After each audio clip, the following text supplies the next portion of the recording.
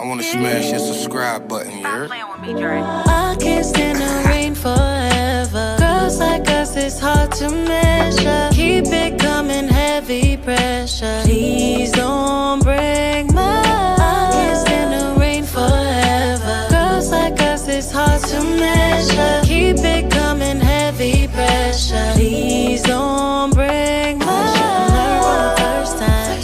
You can never ever seem to get it right. Say that you love me, but can do me right. Should've never took you back and left your ass alone. Deleted all your pictures, all the memories are gone. And all the shit you put me through and never coming home. Wasted all my time with you, I thought you was the one. I can't please your heart. You deserve your say. Say you want me to stay. It could be all so simple, babe. I'd be on my way. Just one call away. Just one call away. I can't stand the rain forever. Girls like us, it's hard to measure. Keep it coming, heavy pressure. Please don't break my heart. I can't stand the rain forever. Girls like us, it's hard to measure. Keep it coming, heavy pressure. Please don't break my heart. I love the way you lie. When we make up, I love the way you cry. We smashing on the wake up. Nobody gonna love the way that when we break up, it's so hard to say goodbye. I told you we abide, but it's all about discretion, be advised. Count your blessings, we just blessed to be alive. And just to be your guy, I promise you the world within your size. You my world and I'ma own it cause you mine. She got me every time, but stop me if you spot me out of line. No, I get it, out of sight and out of mind. I'm humble so I slide to a spot where only I can fit inside, where the punishment don't ever fit the crime. Go ahead and check the rhyme, find a check that I ain't even fitting the sign. Then some sour grapes and I ain't fitting the wine. Was pimping in my prime, but for you I left the pimpery behind. And if this was meant to be, it's by design. I can't stand the rain forever. Girls like us, it's hard to measure. Keep it coming, heavy pressure. Please don't break my heart. I can't stand the rain forever. Girls like us, it's hard to measure. Keep it coming, heavy pressure. Please don't break my heart.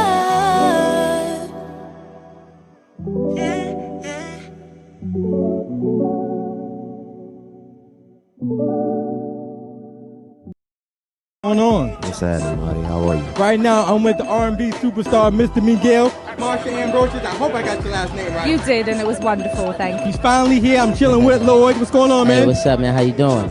It's the OG of the group, T-Lo. What's good? This your man, Sweet. Hey, what's going on? It's your boy Around. And we're next. We got one of the biggest producers in the world. You guys don't know. What's up, Sean Garrett? What up? What's up? What's up, y'all? This is Case. This is my man Marty. This is Raleigh Boy. And we chilling right here on the Marty A. Johnson Show. Marty A. Johnson.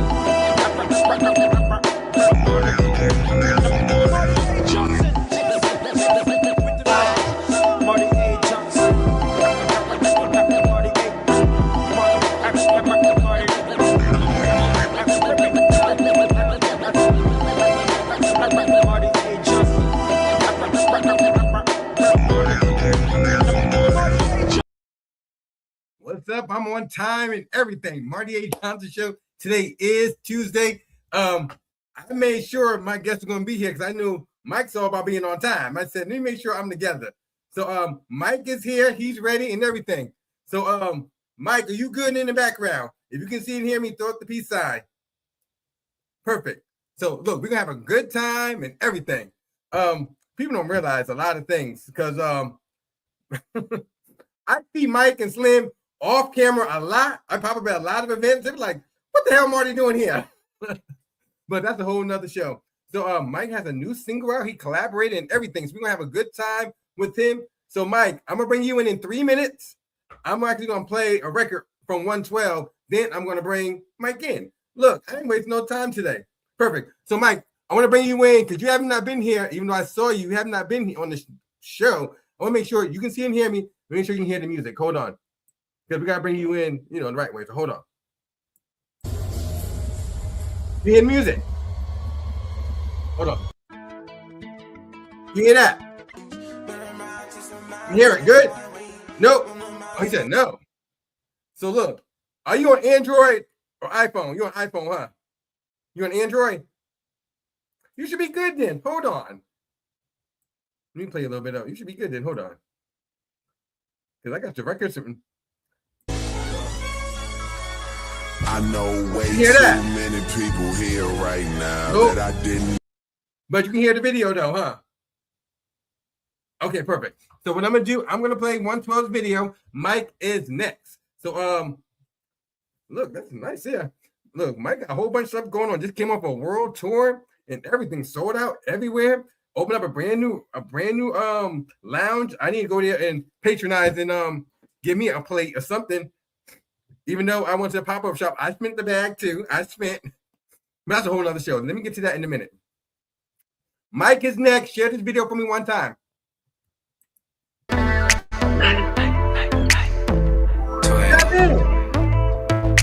a minute. We ain't going back and forth. This ain't no tennis. What you need to know? Trust me, what a guy you never seen before. I'm gonna hit your spot and how you feeling for it. I know how to do it, I'm an animal. Because going down on you tonight. I'm the truth and you see proof tonight. I want me on top of you tonight. I'm a freak and beat it loose tonight. I'm hard again, I'm ready. Girl, I'm on it, I'm ready. I'm holding it, come get me, come get me. Will you be alright? You be starring in the movie tonight. And you look so fly. I'll be damned if I leave you tonight. I know you need me, don't you tease me tonight. Oh, I'ma beat it, I'ma eat it tonight. Will you be alright? You be starring in the movie tonight. You don't even know. You may fuck around and win and aim it out. You say you get down on the camera though. I know what you're doing, I got stamina. Because I'm going rounds with you tonight. Ain't no rules, I beat it loose tonight. Hey, girl, I want me on top of you tonight. All that shit that we gon' do tonight. I'm hard again, I'm ready. Girl, I'm all in, I'm ready. I'm holding it, come get me, come get me, come. Will you be alright? You be starring in the movie tonight. And you look so fly. I'll be damned if I leave you tonight. I know you need me, don't you tease me tonight. Oh, I'ma beat it, I'ma eat it tonight. Will you be alright? You be starring in the movie tonight. I know you the one, ain't no need to front. I might do this shit for fun, but I need that one, yeah. Girl, I know you the one, ain't no need to front. I might do this shit for fun, but I need that one, yeah. Ooh, I need you tonight, girl, I'm ready. I need you tonight, girl, get ready. When I'm holding you, don't let me go. Will you be alright? You be starring in the movie tonight. And you look so fly. I'll be damned if I leave you tonight. I know you need me, don't you tease me tonight. Oh, I'ma beat it, I'ma eat it tonight. Will you be alright? You be starring in the movie tonight. Will you be alright? You be starring in the movie tonight. And you look so fly. I'll be damned if I leave you tonight. I know you need me, don't you tease me tonight. Oh, I'ma beat it, I'ma eat it tonight. Will you be alright? You be starring in the movie tonight. That was nice. What is this? Numbers in your pocket. I may not hear the music, but I'm trying to bring him in. So look, y'all, it's Marty A. Johnson Show. I'm Marty. This my boy. I'm holding him down. So look, you ever been on this show? This time we have some of the biggest stars, legends all over the world. It only happens here on Tuesday night. Your artists have him with me on Tuesday. Right now, I'm playing my favorite group by 112. I'm doing single. I'm in the chart all over the world. And importantly, we got the founding member of the group from 112, Grammy Award winner. We got Michael Keith. Yo, what's up? What's happening? Hey, I am here at room 112, aka my boom boom room, and I'm excited to be here, bro. What real quick? I heard the song. I heard the song. You heard tonight, or you heard it's over now? I heard tonight. Perfect. So look, let me get my introduction. Yeah. Let's do it. So good. Look, ladies and gentlemen, this guy right here been rocking with the Marty A. Johnson Show for over 6 years. I had to do my homework. Very consistent with the platform, even off the scenes. They're very supportive to the movement and the brand. Most importantly, for 30 years, this gentleman here, he is the creator and facilitator of one of the most influential groups of all time from my era in the 90s. Brought us classic hits, Peaches and Cream, It's Over Now. My personal favorite, Sky's the Limit from the late Biggie, and worked with some of the who's in the business. And he just came up for tour, Grammy Award winner, multi-platinum, and everything. Most importantly, he's here with me on the Marty A. Johnson Show. We got Michael Keith. Bro, what's up? What's happening? So glad to be here, bro. Thanks for having me. I didn't know that you had a record, that you played the record with Johnny Blaze. You know, I got a song with her too. We can get into that, but I got a record with her as well. So big shout out to Johnny Blaze. That record that she had with Method Man is crazy. The album crazy.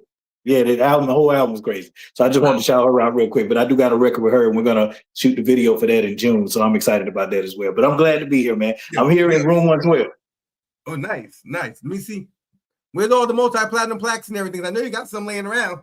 You know, my grandmama got all of that stuff, man. So, you know, she keeps all of that stuff, man. So the Grammy's downstairs, is downstairs on the fireplace, but everything else my grandmama has. Okay, nothing wrong with that. Hey, grandma. Yeah. Big shout out to Granny. So look, first off, let me shout out G. Thank you, G. Even though he made this possible for me. Even though Mike DM'd me about a month and a half ago, talking about I'm ready to come on. I'm like, bro, what's going on? Hurry up. You thought I forgot. Yeah, man, because you know, you have Slim on here all the time, man, and it's like, bro, I have so much stuff I want to say. You know, that it's crazy. But no, I'm glad to be here, man. Big shout out to G for making it happen, because he hit me like it was already a go, right? And so he was like, yeah, man, so I got you slated for 7:30 and Tuesday. You I said, bro, what I'm doing? Like, what are you talking about?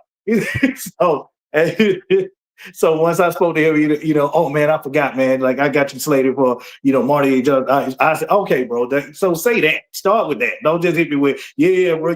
We ready to rock and roll at 7:30 on Tuesday, bro. I had no idea until, you know, but it was all good either way it go. When he said Marty, I was like, hey, bro, you should have started with that. You know what I mean? So I'm just glad to be here, bro. I appreciate it. But first off, the last time I actually saw you, I don't know if you remember, it was actually in Connecticut. Mm-hmm. It was in Connecticut. Actually, you may not know this. That's actually my home. I was actually born in Connecticut. I didn't know that. I did not know that. Yeah, I was born in Connecticut. I just happened to be there. They said, you know, 112's here. Call 112. I said, nope. I'm gonna call H-Town. Because he said, 112 not gonna let you in. I said, they will if I call them. Let me surprise them. Right. Now you got out, bro. You got us. You know, we were on the tour, and then we saw. Yeah, I saw you there. So yeah, that was crazy. Man. You know, awesome tour, bro. But yeah, it was good seeing you there, bro. I did not know you were Connecticut. Yep. Let's talk about the successful 112 tour. First off, I want to say congratulations. Thank you, sir. Thank you. It was headline tour. This is our first headliner. This is our first headliner tour. And it's crazy, you know, when we say that, people are like, you know, it's crazy, but we've always been like supporting acts for other artists and stuff. But because honestly, we just felt like it was going to come when you know, I'm a big believer in things happening for a reason, and there was a reason why, you know, we didn't headline any tours up until my 30th, because what better way to do your headliner tour than by celebrating 30 years of being in the business too, man. So you know, that was pretty dope. Perfect lineup. Shout out to the girls from Total. I'm gonna get to that in a little bit. And I want to say this. I really like, and I'm not saying this because you're here, because I talk to you sometimes, a couple of events behind the scenes. I know you can sing. I know you're the church boy of the group, but I'm really glad that people can actually see your vocal ability. You know what I mean? I'm glad people can see you. You can shine. You ain't just background. No, you can sing lead.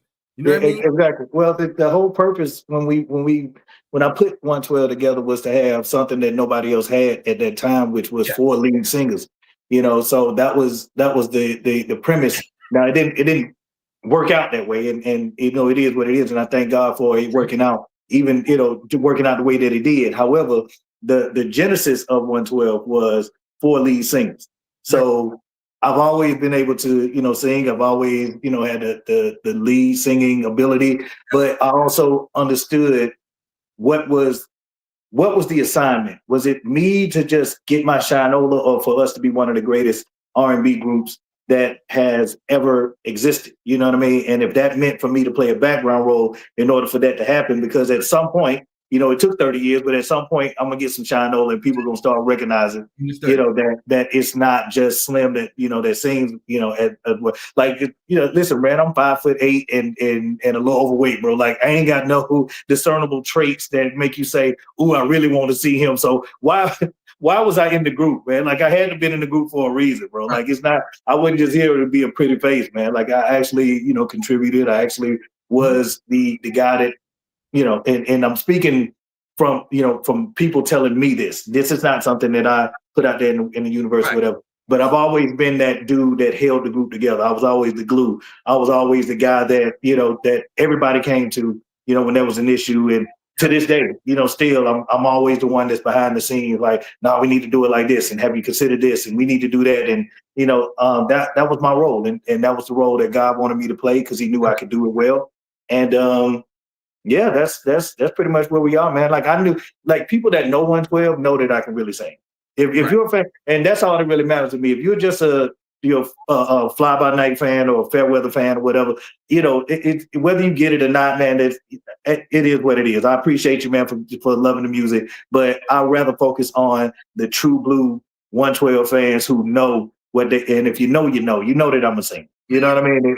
And it's crazy to this day that I still hear it. Like, bro, like, people come up to me, man, I didn't know you could sing like that. If I had $1 for every time I heard that, bro, I wouldn't even be singing no more. I'd be done. Absolutely. I'm lying, man. I still be singing. I like that. And shout out Raleigh boy, but I want to say this. I like that you and Prince, Slim reached out to me. He you're on. He was like, why you didn't call me? He he's somewhere. He didn't think something he told me. I forgot what he told me. He said he's somewhere. Yeah, he's vacationing. He's in them islands, man. So he's relaxing in the islands, or whatever. So yeah. But here's what I want to say to you. I like the dynamics of you two. That, and I'm gonna be honest, there's a brotherhood. There's definitely a connection. It's not easy being in a 2-man group. Me and Raleigh boy. Yeah, it says the Marty A. Johnson Show. That's great. Look, I like that. Woo woo woo. But at the same time, I know what works for the brand. If that makes sense. You know what I mean? Like, you don't care if Slim singing, you there. You know what I mean? Right. And bro, I mean that in the nicest way, but you get what I'm saying. Absolutely. Slim is the lead singer, but no, you in the group. You put the group together. You knew what you was doing. Some people I'm just gonna say it, in the past, some people mad because they're not the face of something. I'm like, be glad you here. Exactly. You know what I mean? Be glad you here. My philosophy in that is like Slim, my voice is very distinctive, but Slim has one of the most distinctive voices that you've ever heard. Like, you immediately, once you hear his voice, you're like, yo, ain't that dude from 112? So that was the whole premise of it. It was never a point where, or never thought that I couldn't sing on the level of a Slim or, or the other, former members or whatever. It wasn't that I couldn't sing on. It was like, what was going to sell these records? What was going to differentiate you guys from everybody else? Because if you remember, that's when the Drew Hills, the As Yets, the Knicks, the La Days, the Men of Vision, it was a slew of art, like male artists coming out all at the same time. And we needed I'm listening to Mike. I'm just getting a new record together, but go ahead. Yeah, absolutely. And we needed something that was going to separate us from everybody else outside of being signed to Bad Boy. You know what I mean? So that was the whole premise behind that, man. And I don't have a one iota of a doubt that we went in the right direction, with that, and Slim being de facto the lead singer, because, here's the thing about it, man. When you get an opportunity to shine, you shine, so I don't need to sing 8 or 9 songs to get my point across. I can sing 2 of them and my point will be made, like my point will be across. Like I want people leaving saying like 112 did an amazing job, but that motherfucker right there, that boy know he can sing, and that's my objective. If people leave thinking that, then I've accomplished my goal, man. And it's not even, and look, and bro, you're a particular age, you're older than me, but at the same time, you still keep up with the young boys. You know what I mean? You keep up. Man, I can still wiggle, man. I can still wiggle. Look, first and foremost, man, a big shout out to New Edition. Because those were the guys that inspired it. Well, I'll go back, man, because I know I've said this ad nauseum before, man. But even on your show, man. But we value, or what we look at, a trifecta. There's a trifecta in the music industry as far as R&B is concerned, and that in this trifecta, in no particular order, is New Edition, Boyz II Men, and Jodeci. Those are the 3 acts that have influenced 112 the greatest. Before we came out, and then we're that tier right up under those guys with them. So we around part 3, we said, man, listen, we're doing good. There is a incline to our career. However, we don't want to plateau. What's that new thing about 112 when part 3 comes out? What are we going to do that's going to be different than everybody else? And at that time, everybody was trying to be too cool. Everybody was just way too cool, man. We had to get back to that dancing. We had to get back to that entertainment aspect of it. And so we were like, bro, what's separated those groups that we always look at, the Jodeci's, the Boyz II Men, and New Edition, when we zero in on New Edition? Hey, man, them boys to this day, and big shout out to the tour, that just happened. I don't know if it's still going on with, but the tour that they're on right now, man, like, so it's Boyz II Men. As a matter of fun fact for you, we actually were supposed to be on that tour, but our tour and their tour was kind of around the same time, so we had to make a decision. No, Mike Bill. Big shout out to Bill. He reached out to me and Slim and was like, yo, bro, like, come get this money, man. Come get this Shinola, man. It's going to be a great experience. And we just couldn't do it. It just, timing-wise, it just didn't make sense for us to do it. Either we was going to hold off on our 30th anniversary or never do it versus, so we just had to make a decision, and we decided to go, and do our own thing with it. It was an opportunity for us to have our own tour. You can't really pass that up, man. But yeah, that's what happened, bro.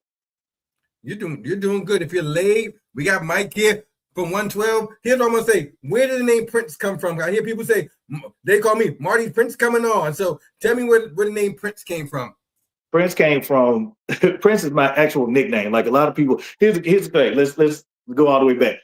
Hate ain't even a strong enough word. I loathe being called Mike. For some reason, even since I was a little boy, like my nickname, as far as I'm concerned, it's never been Mike. What's the word I'm looking for? I respond to Mike, but that's only because I know, like, from the albums or whatever, everybody, Q Mike's in the run. You can't say Michael. Q Mike's in the run. Like it just didn't flow the way that Q Mike's in the run did. You know what I mean? So that was, the reason why I didn't really make any fuss about that or whatever, man. And your nickname is what your nickname is. But I've been Prince, man, for like, for damn near 30 years. And it came from, I used to wear these towels on my head, and I used to tie the knot in the back. And so it looked like, so, the black folk around, my hood growing up or whatever, they didn't know that, when you have that look, it's more of a shake than a Prince. But they didn't know that, so they just called me, Prince, whatever. So it kind of stuck from there. Then it just evolved into Prince or Princey or something like that, man. But that's where the nickname came from. Me wearing these towels on my head and putting a knot, and it looked like I was one of them Arabian sheikhs. And so that was where it all came from. So, but yeah, it's really Prince, man, because I like I said, man, I can't stress it enough. I hate being called Mike. But so that lets me know, if you call me Mike, that means that you really don't know me like that. Because if you know that, then you know that I don't like being called Mike, man. But it is what it is. Hey, man, just call me. You can call me whatever. Just call me. No, when I was talking to G, when I was at the pop-up shop, guess what I was calling you? Why Prince ain't at the show? I was saying Prince the whole time. I said, what did I do to him? He's like, he said, Marty, be quiet. I said, much as Slim been on here, Prince don't come on here now one time. What's going on? Man, the only reason why, man, is because at that pop-up shop, like, okay, without divulging where I live or whatever, man, I live like an hour from the city. So it takes me a lot to even go on that side of town anymore, man. Like I got to be doing something, like really doing something for a few hours in order for me to, make it to the city and stuff. Because like I said, I live so far away from, the actual city or whatever. But I enjoy it out here. It's country as all get out, but I enjoy it. But yeah, man, like that's the reason why I don't really pop up at the pop-up shop or anything like that, man. Because I'm normally, in the country. Side note, I'm a little teed off with you, but let me tell you why. When I was, I'm gonna spill the beans on this. When I was at the pop-up shop, I'm sure you probably seen the pictures with me with G and all that stuff. Let me tell you what happened. I got my hoodie, I got my shirt, Riley Boy got his stuff, and then I said, G, hold on. What size are those white sneakers? He said, Mario, I said, I don't care about the price. I want them. And he said, I put them on. I said, there are 9. I said, here I go. I said, go in the back and find me an 8.5 or something. And then guess what I did? I'm putting on, I took off one of my socks. I took on another pair of socks, see if it can fit. Yeah, the old 2 pair of socks move. Everybody's familiar with that. Yeah. I went fit. And then I said, this boy got them. Look at this here. You got them. They're nice. Have you worn them? Yeah, have you worn them? They for display. They in the display, bro. Like, they're in the office right now, as a matter of fact. I couldn't wear, I tried, I had a fit that was gonna be perfect for them, man. But I was like, you know what, bro? These at this point, they're a work of art. I can't do it. I can't do it, man. So they're in the case, they're sitting in the display case right now in the office and forever be treasured like that, man. But I refuse to wear them, man, because they so dope. Yeah, they dope. I wanted them just for. So, G, if you're listening, I know you are. 8.5, please, because I'm coming back to Atlanta next month. G, get that man an 8.5, bro. Get that man an 8.5. Let's talk about the girls, Kima and Keisha. Total. Okay. Yes. The girls did wonderful. They did. They did absolutely. Big shout out to them, man. Yes, sir. Kima, Kima and I got some on the truth. Kima and I are good now. Because years ago, Kima came on by herself. I thought she was like, "Ooh, Marty's a mess on here." and then in Connecticut was the first time I met her in person. Okay. So she said, "Oh, you and the guys are cool." I said, "Yeah, me and the guys are cool." So I think, Kima, we're good. So we're good now. So good. But what I hear is, you helped them and like rearrange the whole show. Am I correct? Like the vocals and the set list. So rumor has that you help the girls like put together their show with the vocal arrangements and all that. Yes, sir. So I'm in addition to 112, I vocal produce as well. Like I do vocal production and I also vocal coach as well. I've been a vocal coach for I want to say at least 20 years or 20 and some odd years, whatever. So and one of my students was Kima's daughter, Lil Kima. And what they call her mama, so I'm gonna go ahead and call her mama. Okay. But yeah, so mama, so Kima reached out to me and was like, "Hey, bro, are you still doing vocal coach?" I said, "Not anymore. However, tell me what's going on." She was like, "Well, my daughter wants to get into music." I said, "Well, for her, I will come out of retirement and vocal coach her with." So hold on, is it Kimori? I can't remember her name. No, that's Keisha's daughter. Okay. Come on. Yeah, okay.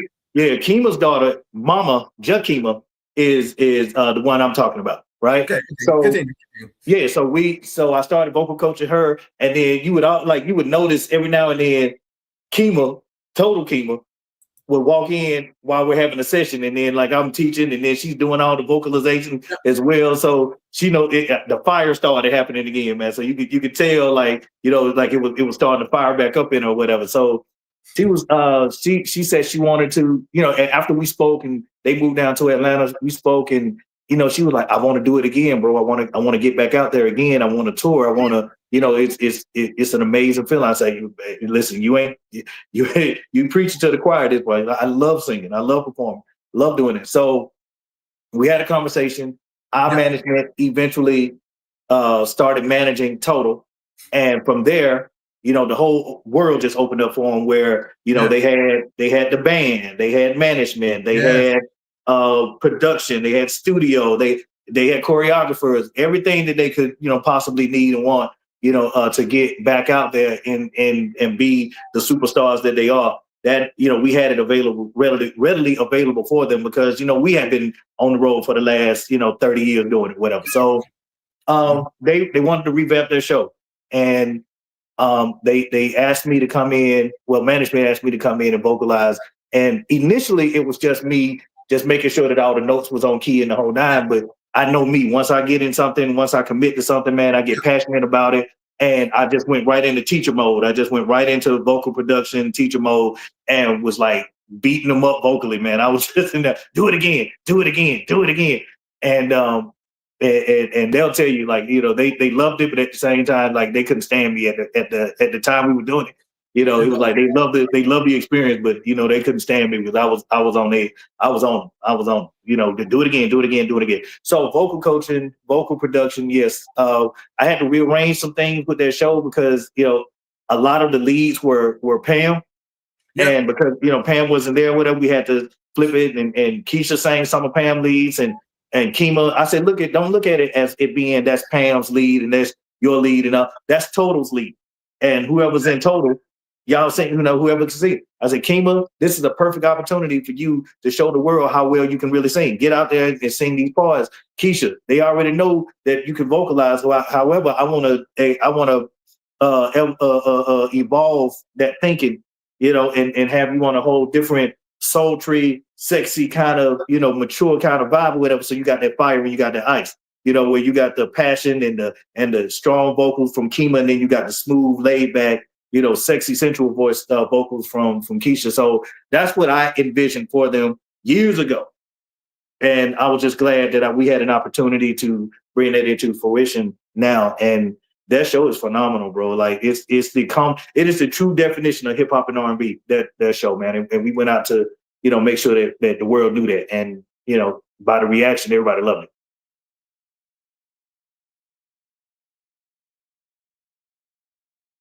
My fault. Okay, there we go. Yeah, shout out to the girls. Hopefully, G, because I know you're watching. Hopefully, both the girls will come on here. Prince, put that in atmosphere for me, please. G, make that happen, bro. Total needs to come on the Marty A. Johnson show, man. Like, come on, please. Let's stop playing around, man. Let's get Total up on do an interview real quick. Look, this season within 30 days, please. Yeah, come on. Now, yeah, you gotta stay on G, man. That's one thing about G. You gotta stay on him. He said, Marty, you gotta call me. I'm old. I said, okay. Because I could be texting him. He texted me like 4 days later. He's like, peace, Marty. I'm sorry. You gotta call me. I said, I won't. He ain't lying. Let's play a game. Let's have some fun. All right, yes, so we got a new game. And don't hang up on me either. No, Lord. Here we go. No, it's a good game. Okay. The game's called 3, 2, and 1. Okay. There's no right answer. There's no wrong answer. Okay. I'm going to give you a category. Okay. You're going to rank them from your least favorite into your top favorite. Okay, so least to favorite. Okay, gotcha. Yep. And then some of them going to be a little difficult. However, if you don't like the choices that I'm going to give you, you get one pass. Like, you get one pass. Basically, I'm going to switch it to give you something else. Wait, I only get one pass through this whole game, or like for each round I get it? For this game, you only get one pass. Oh, my God. Well, I'm going to say this first. Okay. No one did not do a pass yet. They were pissed off at me, but they played the game. They were like, I can't answer it. All right, so you ready? All right, okay, so let's do it. We got friends of the game. Okay, yes. Your least favorite, then your number one favorite. All right, let's start with 112. 112 has a lot of hits. Okay. A lot of classics. Yes. So if you have to rank them from your least to your number one. Peaches and Cream. Hold on. Okay. Let me give it a 3.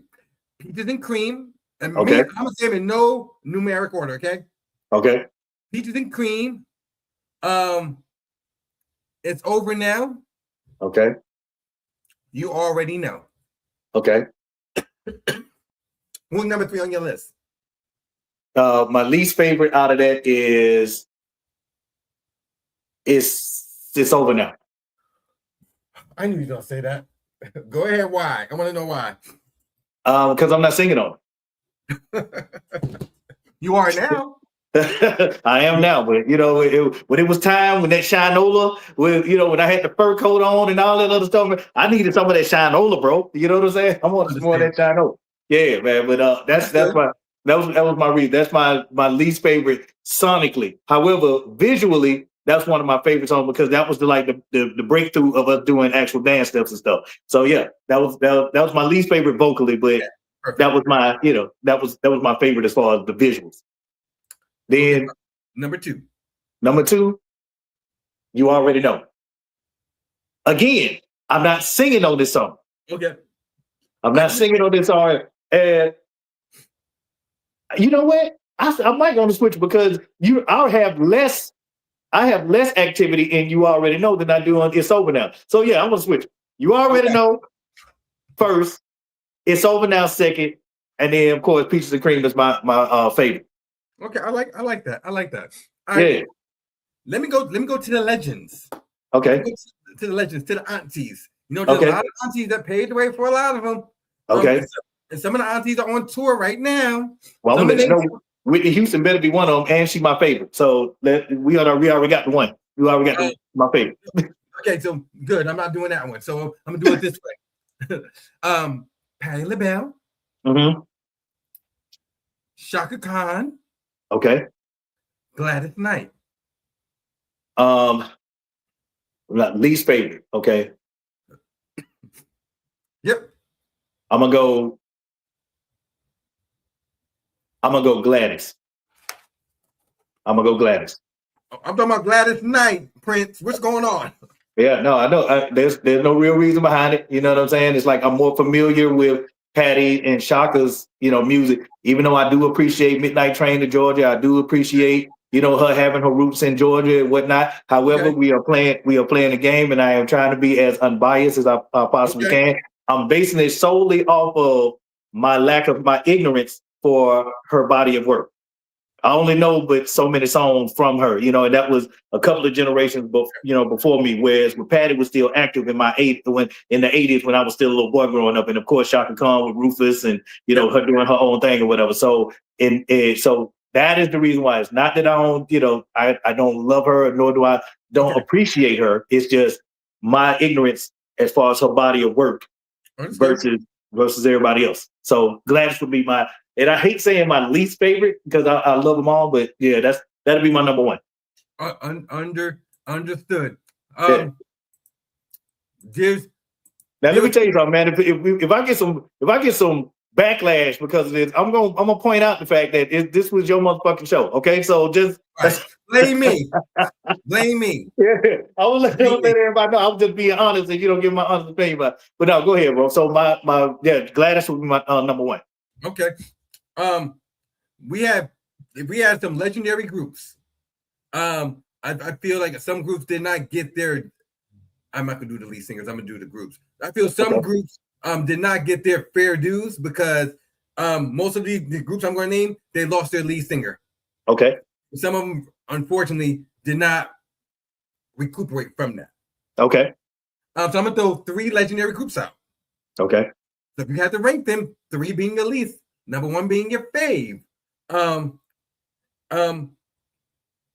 all 3 are friends of the show too, so I can call it out. Okay. High Five. Okay. H-Town. Okay. And Intro. Okay.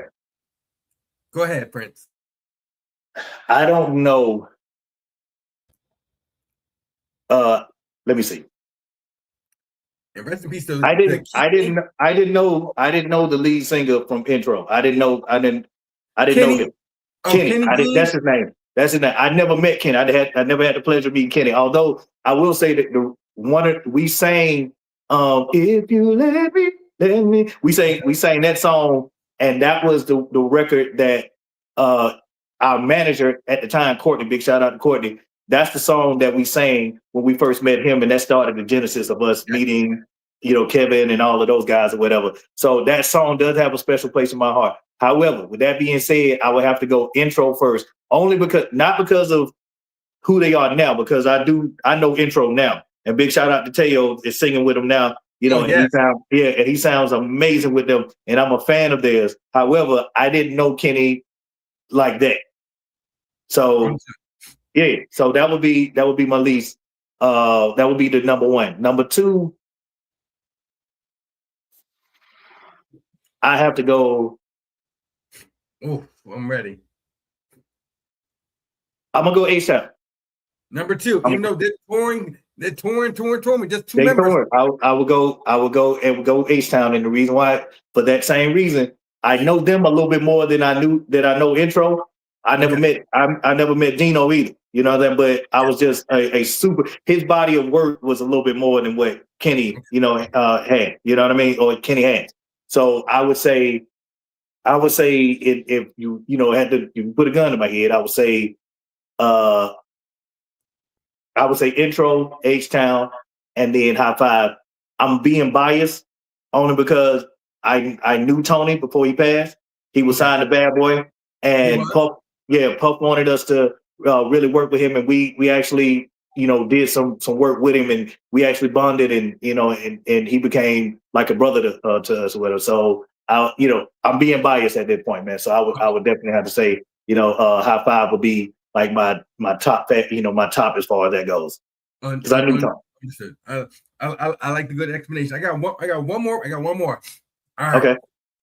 Ooh. This must be the gangster one right here. Yep. Okay. Because I know you all about singers. Yes. Singers. Yes. All these girls can hold their own. Okay. Here we go. I already know what it is. I can feel it. Okay. Okay. Look, Tasia, aka Fantasia. Okay. And we're gonna throw in the EGOT. Jennifer Hudson. Okay. Take your time now, because don't rush this. Jennifer Hudson, Fantasia, Jasmine Sullivan. Jennifer, we love you, but you third on my list. Yeah, Jennifer, she has a phenomenal voice, but the other two, in my opinion, they vocally can do I've heard from what I've heard, they can do a little bit more. You know what I mean? Like she has a big, beautiful voice. You know, but I come from that era of Faith Evans, Kelly Price. Like I come from that era. So you got to be multifaceted with vocally, whatever. And I'm not saying that she can't be. I just haven't heard that from her. I've heard the anthem songs that she sings with, so the big anthems, the big vocals and stuff like that. But I haven't really heard anything other than just the anthems, whatever. And like I like hearing diverse. You listen to it. You talking to a dude, man, that grew up listening to Nirvana, and Stone Temple Pilot and Alice in Chains and sang opera, in high school or whatever. So I like a diversified, music set. You know what I mean? So when you come across as, just having this one thing about you, like, it's dope and everything. But if you just had this one thing about you, you kind of lose it for me. You know what I mean? As far as like, if I have to rank. So I would say Jennifer Hudson, Fantasia. Fantasia at first, and it's crazy because initially a lot of people were saying that about Fantasia. Well, all she do is holler. All she do is holler. All she do is holler. So her music started evolving to where she wasn't just doing she wasn't doing all of that. And then you start seeing, and then you started seeing the evolution of her vocally. And so that's what I can appreciate. And Jasmine has just been like one of the most consistent, amazing vocals that I've heard since Kim Burrell.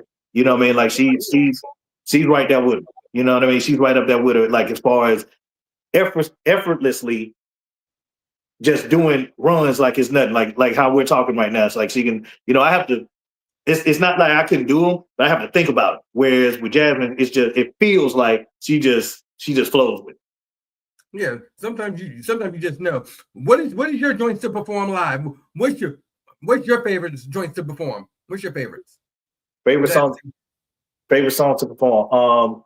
It's crazy because you already know was on my list as being my least favorite. But however, performing wise, and it's only because I get to grind on the dancers and stuff, man. Like I like doing that. So I like showing everybody, my grinding skills or whatever. No, let me see.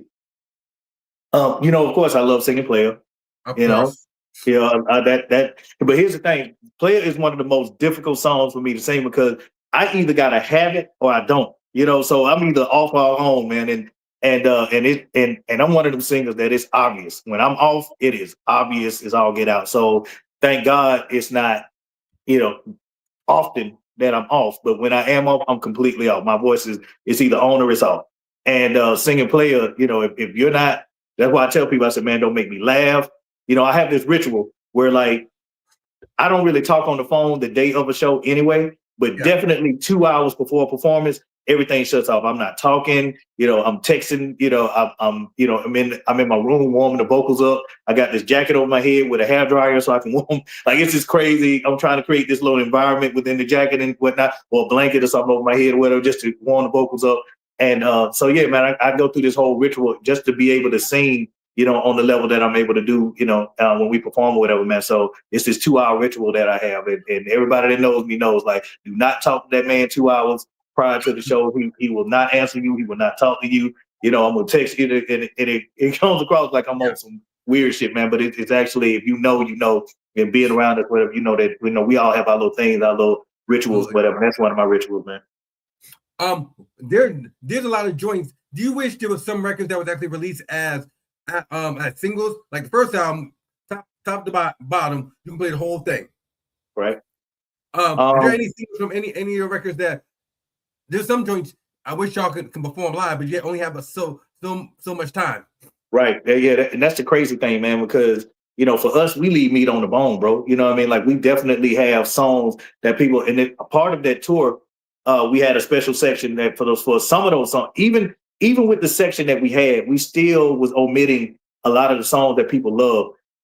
But Now That We're Done is one of those songs that I really wish would have been a single. I think the visuals on that, and big shout out to Wanye from Boys to Men for writing that joint for us. It would have, I believe that would have visually catapulted us into a whole nother direction where, you know, it would have been no doubt in anybody's mind, okay, that's that next group right there, bro. And I feel like we accomplished that, but I feel like we took the long way around. I wouldn't have, you know, I love Come See Me, but I wouldn't have released Come See Me. I would have released Now That We're Done as either if I had a choice between Now That We're Done and Cupid. I mean, Now That We're Done and Come See Me. I would have chose Now That We're Done versus Come See Me. Okay. How come you don't manage artists, stuff like that? Or you don't want to do that? How come I don't manage? Well, just take you underneath your wing and all that stuff. I've tried to do the mentoring thing, but what I found is most of these young artists today, and I don't want to make a blanket statement, but these are the artists that I work with. The artists that I work with don't have the same level of drive and sacrifice that I'm looking for in order for me to quote unquote manage them or, you know, take them to a whole nother level. I need commitment and I need sacrifice. You know what I mean? I can't tell you how many funerals I've missed or how many birthdays I've missed or, you know, sick, you know, and still have to be on stage. Like nowadays, it's always an excuse, man. And you know, I'm pushing back on these younger artists just so even if you get mad at me, I don't give a damn. But get mad enough that it makes you want to go out there and prove me wrong. You know what I mean? But like what I'm getting from these artists nowadays is, you know, you're not in the studio all hours of the night. Now, I get it. Technology is what it is. And you don't necessarily have to be in the studio for 8 or 9 hours or whatever. But that's where the bonding, that's where the creative process, that's where the getting to know your album, that's where all of that came from. Out of 12 hours of us being in the studio, maybe 5 of those hours was spent actually recording when we used to do it back in the day. The rest of that time was spent trying to put this album together, coming up with ideas for the next song and understanding, okay, his voice, he doesn't like singing it like that. So let me evolve and do it this way. So, cause he sounds better coming this way. It's a whole ritual, man, that comes with, you know, being in the studio and being committed. You got to sacrifice. Nick, I didn't have a girlfriend. I didn't go out. You know, we didn't do a whole lot of that stuff, man. Like our mind frame was be the best R&B group that ever existed. Absolutely. That was the mind frame. And whatever that means, in order to get there, work-wise, we got to do it. So let me give you an example, bro. Like real quick. Go ahead. It's your time. Go ahead. Part 3, this was our regiment. We would wake up 7 a.m. I would drive to the gym. I would get there about 9 o'clock. From 9 till about 12, I was in the gym. From 12, you ate on the way to rehearsal. From rehearsal, from 12 o'clock until 8 p.m., you were in rehearsal. And now I'm not even talking about when we had studio. You know what I mean? Studio was you wake up, you go to the studio, and then you didn't leave until the song was done. And then you started working on something else. But I'm just talking about our regiment after the album was done and after we finished. Well, we were still recording, but after we had the body of the album together and we knew which songs would have potential to be singles, and It's Over Now was like the one. So we knew It's Over Now for a long time was going to be that first single. So we danced and we did choreography, centered around It's Over Now. And that's where the evolution of, we knew that record was going to be that one that was going to take us to that next level or whatever. We knew Peaches and Cream was going to be, that record, but it was going to be a more fun record. And we were going to, we were going to still dance, but it was going to be more so about the visuals rather than us actually proving a point to the world. And that's where It's Over. It took us 6 months to create that choreography and just to create that energy that we're now dancers in addition to singers. A lot of people don't realize it's difficult as all get out for you to sing and dance at the same time. It's incredibly difficult. It's incredible. Some people can't do it. How we had to learn how to do it, we had to sing while running on treadmills. That's the level of commitment that, so your voice won't sound shaky when you're dancing and whatnot. So, that's one of the things that, one of the little things that we had to do, man. But our whole regiment for like 6 months consisted of waking up, going to the gym, going to the rehearsal, staying there until 8, 9 o'clock at night, rinse and repeat. You did that for 6 months. And we spent $250,000 doing it. So that's the level of commitment. Like there wasn't no time for your girl. Your girl wouldn't, she couldn't come up to the rehearsal. She couldn't come to rehearsal. You were too busy learning the steps to even kick it with her. You know what I'm saying? Your girl wasn't there. Your mama couldn't come. Your grandmama couldn't come. Like, bro, it was just, you were isolated. It was just you and them 3 other dudes and the choreographer. You know what I mean? And that's what, that's the level of commitment that is lacking, nowadays. And I get it. As we evolve, technology gets easier, makes it easier for you to, put an album together. People are putting an album together in a week time versus 6 months for us, right. But I think something is missing in that. The songs are good, songs are dope, but I think that human factor is missing.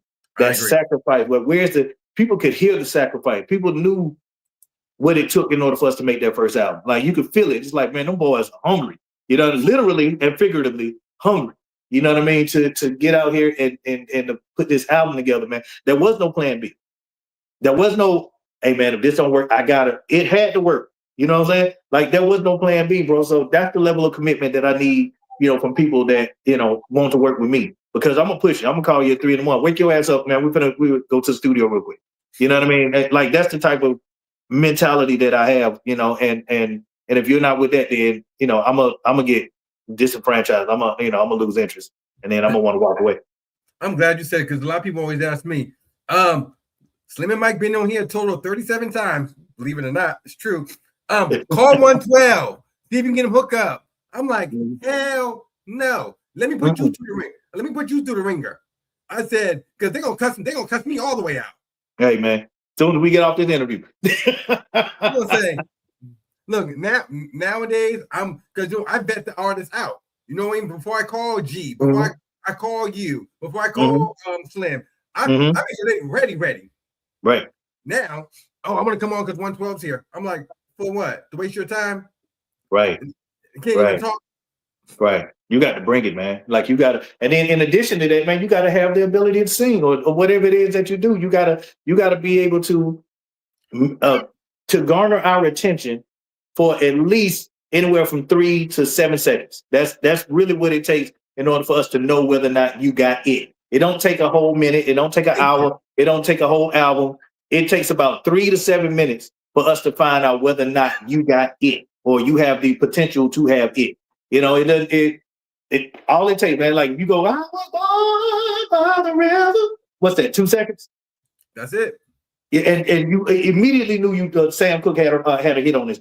had a hit on his hands, bro. Come on, man. Like you know when you know. So it's time for us to stop playing and be honest with ourselves, man. Like I will never dunk a basketball, and I'm okay with it.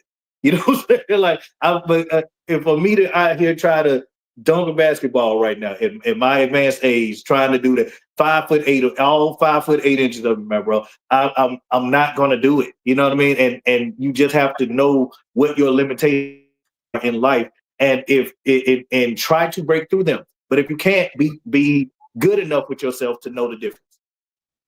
You telling the truth today, and I appreciate that. I want to know. Then I'm gonna get the new record together. I want to know. Even now, I feel like it's honestly 1996, 1997 for you guys. It seems like y'all more busy, y'all more booked. You and Slim getting out, definitely getting out flowers, and look, and that's really a testament to y'all. And yes, sir. So, with that being said, are you feeling the love from the industry?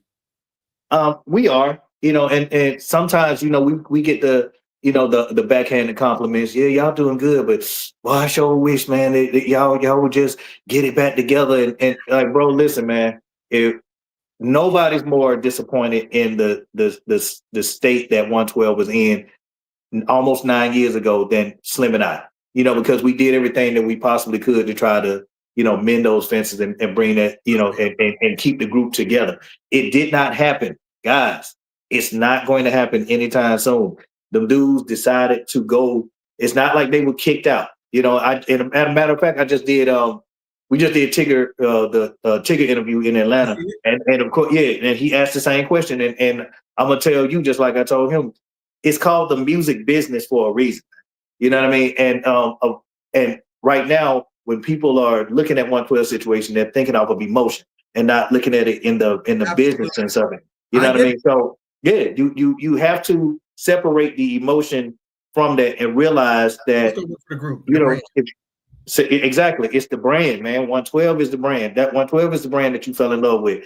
In a perfect world, yes, you would like to start how you finish how you started, right? But it rarely, if ever, works out like that. You know what I'm saying? So groups come in, members come in, members go out all the time, bro. It's just, I know that we were one of those groups that, you just hated to see like that, but we were no different than anybody else, man. People grew up and grew out. And, those two dudes decided to go in a different direction. Who am I to tell you that you're supposed to stay here when what you're telling us is God and everybody else told you that you should go in another direction? Who am I to tell you to stay? You know what I mean? So that was, so just for, and I know you didn't have that, man, but I just felt compelled to just say it. Down. You know this.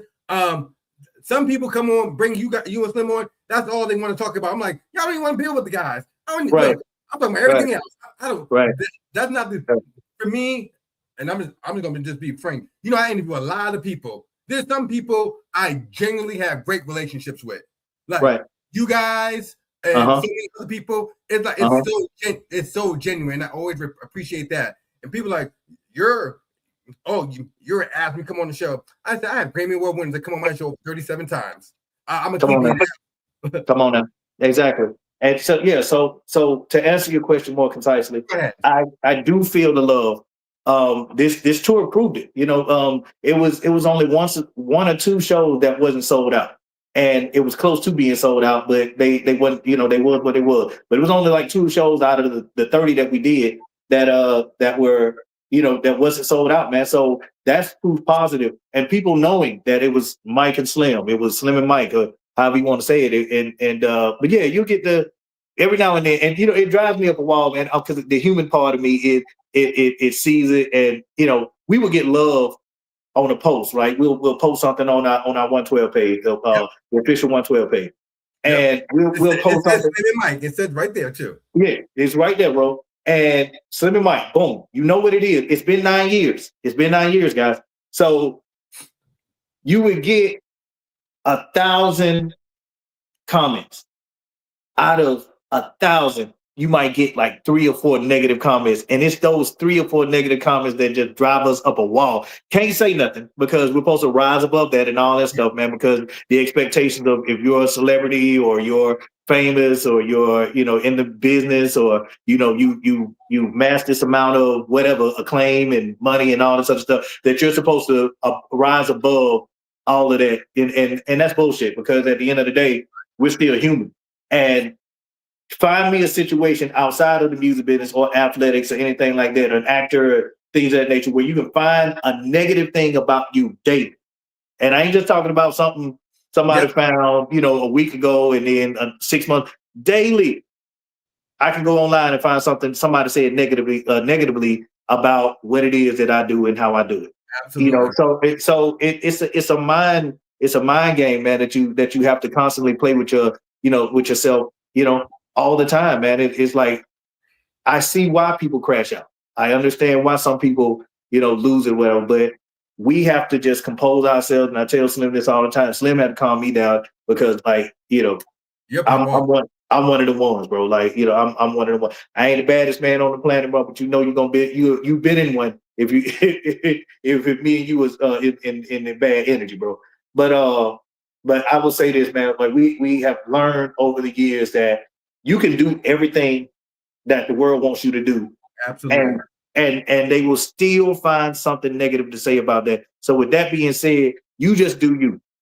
And screw everybody else, man. And I hate to say it so, you know, so stern and so, you know, brazen like that, man. But that's exactly what it is, man. Do what makes you happy, you and your people, what sustains you, what gives your people happiness, you know, your family, your kids, and things of that nature. And screw everybody else, bro. If they don't like what you're doing, man, then listen, guys, for the last time, if you don't like what 112 is doing, don't come to the show. Don't buy the albums. Don't do it. That's fine, man. Because we got a million other people that will. You know what I mean? So yeah, so that's, you know, and I hate to take, hey bro, you know, you died like 4 flat tires. But you know, and I hate to take such a negative, you know, tone about this stuff, man. But it gets frustrating, bro. Like I said, I'm human. But with that being said, the negative energy doesn't come anywhere close to the positive energy that we get and we receive as Mike and Slim of 112. So, you know, for that, we are extremely grateful and appreciative of it. But, you know, that had to be said as well, man, because it's very frustrating and we are human. So there we go. You're fine. I think it says in the work ethic that you do, it shows in the tours, it shows in the performance. And it ain't even about me. I'll just say this, and I'm gonna get off that. Over the years, you see, I evolve with this platform. I evolve. Yes. And I just said, I've seen some changes throughout the years. I said, let me go back when I know it works for me. Right. If you ain't with it for the right reasons, it's not going to flourish. Exactly.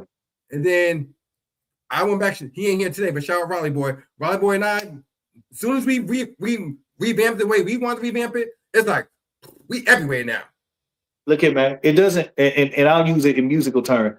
It doesn't take a lot to figure out what a hit song was, man. Right. Like when we heard the track for Peaches and Cream, bro, we automatically knew that was a hit. And when we're all clicking on the same, you know, clicking on our cylinders and doing, and we're on that same trajectory, whatever, man. Like the song came like this, bro. Once we figured out what we were gonna sing about, the song was done in a day. And you know when you have a hit on your hand, bro, because everything flows. It's when you try to maneuver, let me put this here, and if I do this and I do that, then it should be successful. No, bro, if it's a hit, and I'm using musical terms, if it's a hit, everybody knows it's a hit. I don't have to explain a hit to you.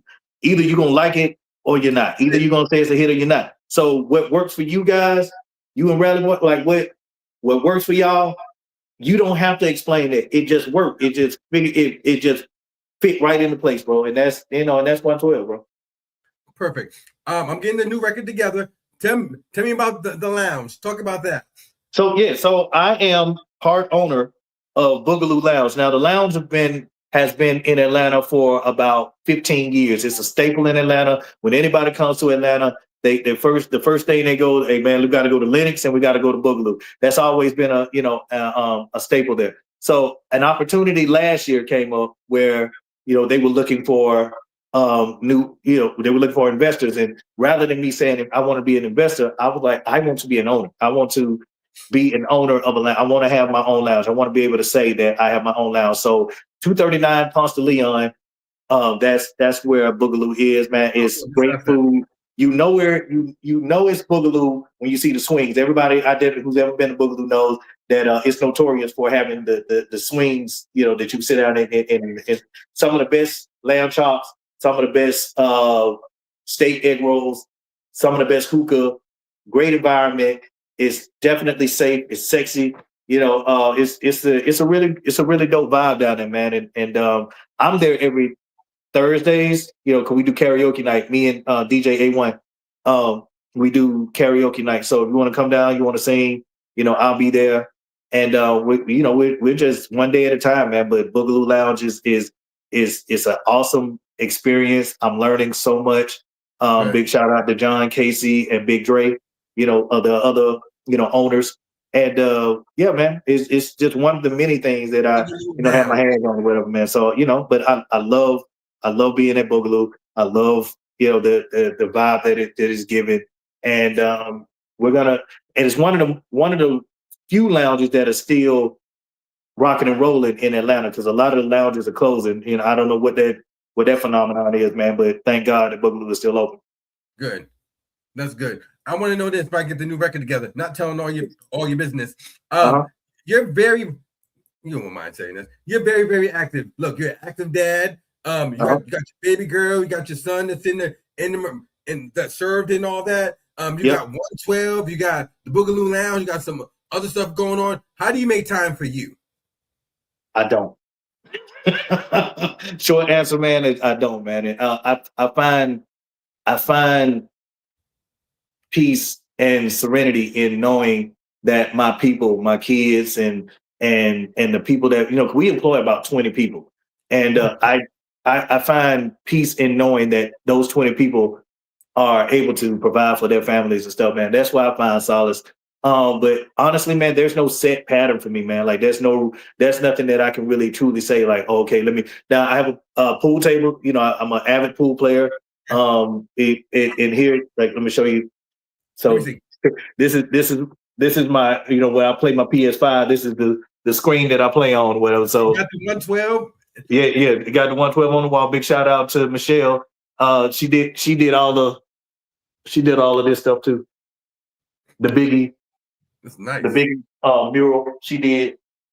She's awesome with it. The room 112 I had to put over there. But yeah, so this is, I find serenity here, man, like in my house, and but making time for me, there's no set pattern. Whenever I can find it, that's when I do it. But I'm so inundated with other things going on, man, and trying to make sure that my people are eating and everybody's happy and they're well and we're prosperous, man. It's like I'll relax when I'm dead, bro. Right now it's too much money out here to be made for us to be sitting on our asses, man. So I wish I had a better answer for you, man, but I just don't. I don't find time for me, man. I can't, I don't know what that means. I don't know what that is. But you had time to do a single with Jazzy Faye. And what's the guy's name? Is it Devon? Javon Dewan. Thank you. It's his song. So we understand. It's his song.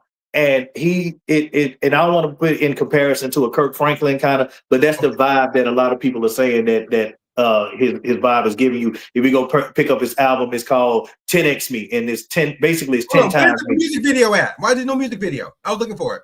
It was supposed to be out. That's a great question, and I will get on the horn and ask Javon what's up with that, because it's supposed to be out by now, man. Because we actually shot a video. I know. I was pissed.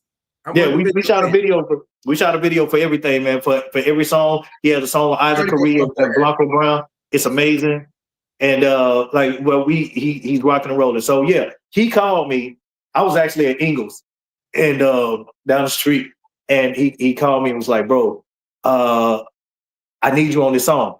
I said, "All right, bet." When we gonna do it? Thinking that he talked about maybe a couple of days from now. He's like, "Right now." so I stopped everything, man. I got home and put the groceries up, man, and I took off and I went back into the city. And we recorded that song.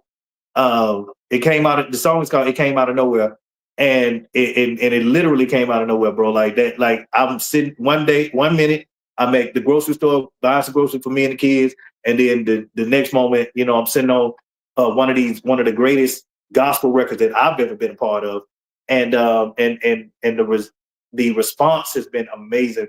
Again, people are like, bro, I did not know you could sing like that, and all this other, and that's fine. I like that as opposed to 30 years of people just, oh, okay, well, that's just Mike from 112. I love the fact that people are like, bro, I did not know that was you, and because it's just another conversation piece that people are having and whatnot, man. But yeah, so he asked me to get on the record. He said, Jazzy gonna get on this record, and he came up with the beat, and Gas Money, vocal produced it, and I think he wrote it as well, along with Jazzy, man. And it's just an amazing record. I'm grateful that, one, I was thought of, two, that we were able to deliver the hit that it is, and just that whole experience, bro. I haven't been around no gospel music in a long time, and it just felt good, man, to just be back in an environment that's familiar to me. I.e. growing up in the church and just listening to those different music and hearing all this singing, man, like real singing, real God. Nothing excites me more vocally than a gospel singer.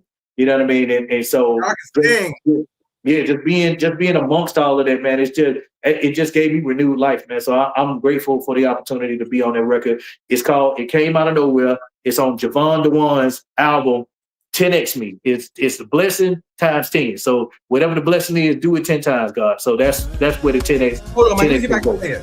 You can't hear it. Hold on, but you can't hear it though. The people can hear it, but you can't hear it. I can't hear it. Ladies and gentlemen, Javon DeWan. No, I can't hear it. You are now tuned in. Trap Stars. It's a big old blessing. Let's play a little bit of it. So look, pick it up, Mike. Before I let you go, yes, first, Mike, before I let you go, I'm happy to do a drop, but I want to ask this: do you have the bug to do a solo project? Did I talk about anything new from 112 coming out that I need to be at? Do I have the bug? Yeah, I'm always had a bug to do new music. If that comes in the form of another EP from Slim and myself, then sure. If it comes in the form of me doing a solo project, that's even better. Me, Al Jamal, and Black Elvis actually were in talks of me doing a solo project. The vibe was there. So it's there. It's in the ether. It's in the atmosphere. So I may do it. It just has to be a right situation. What I don't want to do is just do a bunch of music that sounds great and only 5 people get it. So it's more so the infrastructure for me. It's the it being able to get out to radio and people hearing the music, as opposed to just me doing an incredible album and only 5 or 6 people have it, man. So that's my only, that would be my only reservation with doing a solo project, because here we are putting out this body of work, spending money, and because it's not what you're familiar with, you don't want it. You know what I mean? So it's crazy, bro. But I'm always in the mind frame of doing new music, man. I always want to do new music.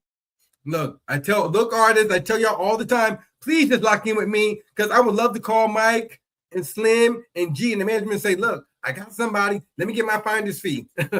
Exactly.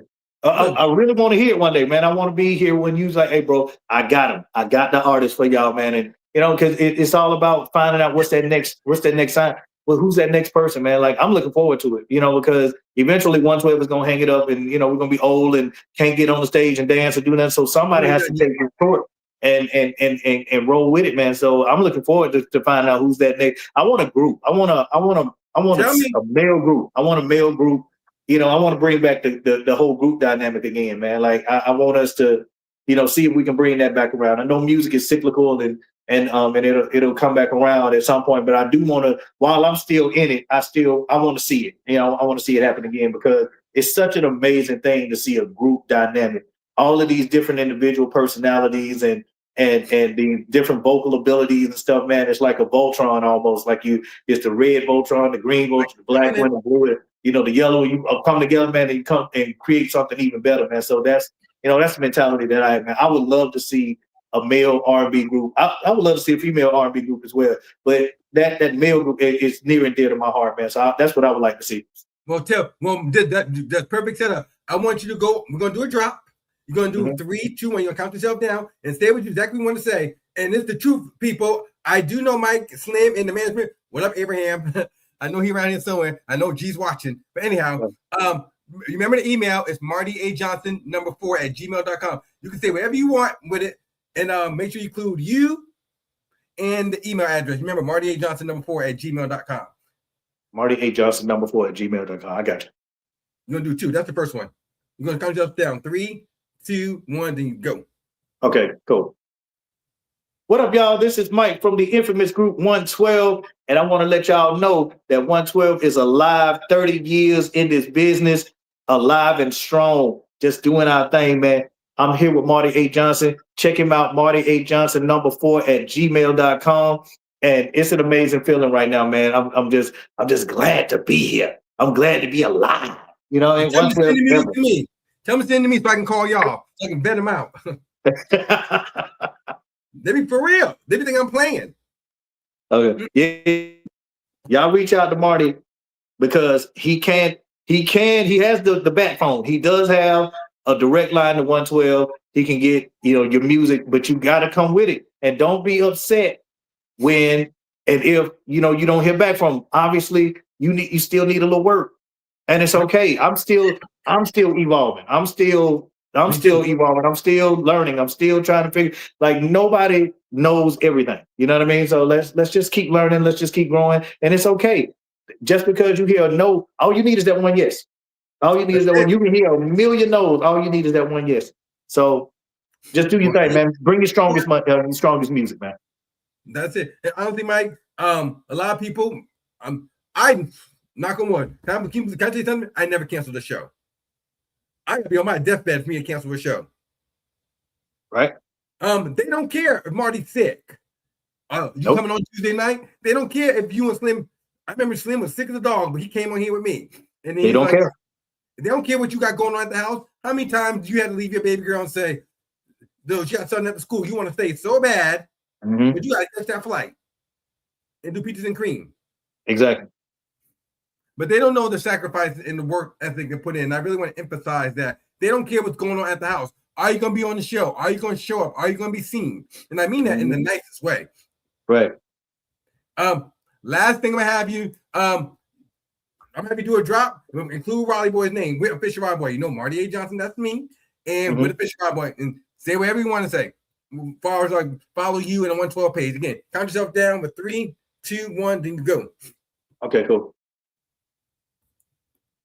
Hey, what's up, y'all? This is Mike from the infamous group 112. Listen, follow us on the official 112 on Instagram. You can follow me at the official Michael Keith 112, and you can follow Slim on official Slim _ on Instagram. I just want to say that I love my brothers, Marty A. Johnson and the original Raleigh Boy. Where you at, bro? Like, listen, man. Whenever I show up, you supposed to be here too. WTF, man.